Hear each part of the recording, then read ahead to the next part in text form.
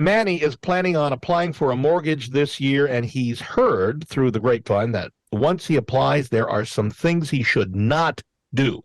One of those things that Manny talks about is don't deposit large sums of cash, and he's wondering why. Now, I'm going to give you some of the other things that I've thought of, and you may come up with some of them yourself, but let's go over the reasons behind this. So don't deposit large sums of cash. Why? Because then we have to source it and find out where that cash came from, and then that gets into a whole nother can of worms. I got it. Okay. Yeah. So then, if we already have enough assets yeah, to close the loan, if it's not a zero money down deal, then we just want you to have your normal, basically your normal work income come in, and that's it. Even I really don't even want bonuses to go into that account. I'd rather them go into a savings account, this normal income.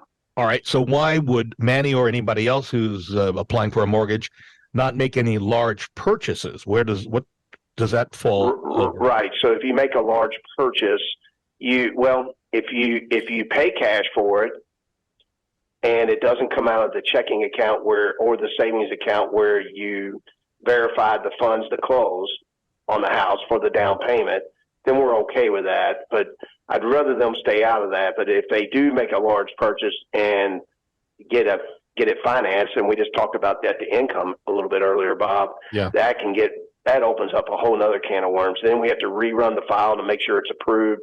So we asked them really just not to make the purchases until after really they close the home.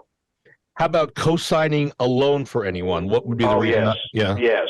So the same thing is, obviously, if you co-sign a loan, you're on the hook for it. So that changes your debt to income, which means we have to rerun everything for the underwriters to make sure it's an approvable loan.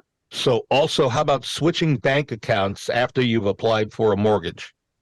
Just rather not do that, because then you get into a situation of transferring the money over, and then it's more verification. We just rather them wait until they finish closing the home, and then they can switch bank accounts. Two more things: applying for a new credit card or a loan while you are applying for a mortgage. Yes, because then we have to verify that you did not get the mortgage or the credit card, because then you have a situation where you could have a debt to income issue as well. So just don't really have your credit pulled much more often. Of course, the client's allowed to do what they want, but we'd rather them not do that. Yeah, it sends up a red flag. And then finally, closing a checking account. Why would that hinder the application for a mortgage?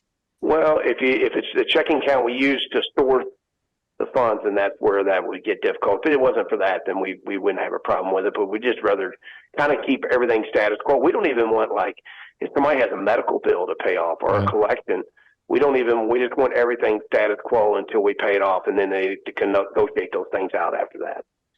All right. Good answers. Hopefully that helped Manny in his application.